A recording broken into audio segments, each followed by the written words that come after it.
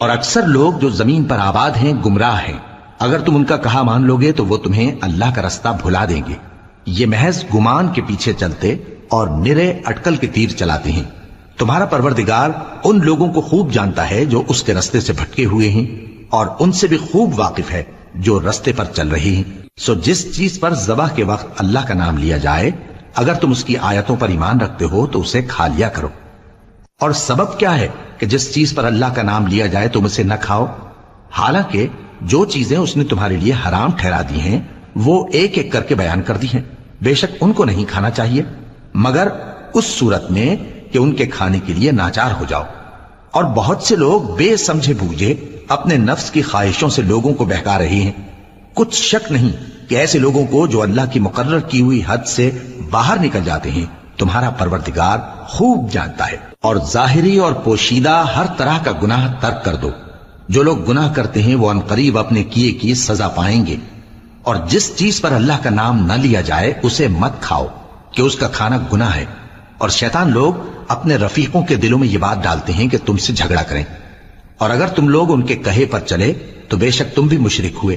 بھلا جو پہلے مردہ تھا پھر ہم نے اس کو زندہ کیا اور اس کے لیے روشنی کر دی جس کے ذریعے سے وہ لوگوں میں چلتا پھرتا ہے، کہیں اس شخص جیسا ہو سکتا ہے جو اندھیرے میں پڑا ہوا ہو اور اس سے نکل ہی نہ سکے؟ اسی طرح کافر جو عمل کر رہے ہیں وہ انہیں اچھے معلوم ہوتے ہیں۔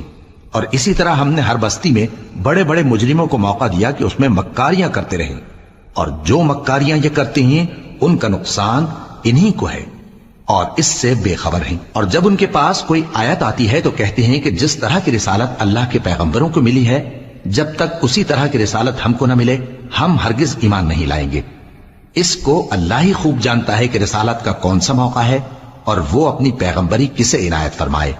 جو لوگ جرم کرتے ہیں ان کو اللہ کے ہاں ذلت نصیب ہوگی اور عذاب شدید ہوگا، اس لیے کہ مکاریاں کرتے تھے۔ تو جس شخص کو اللہ چاہتا ہے کہ ہدایت بخشے اس کا سینہ اسلام کے لیے کھول دیتا ہے، اور جسے چاہتا ہے کہ گمراہ کرے اس کا سینہ تنگ اور گھٹا ہوا کر دیتا ہے، گویا وہ آسمان پر چڑھ رہا ہے۔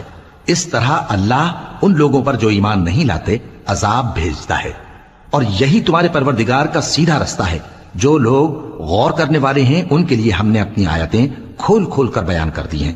ان کے لیے ان کے اعمال کے صلے میں پروردگار کے ہاں سلامتی کا گھر ہے اور وہی ان کا دوست۔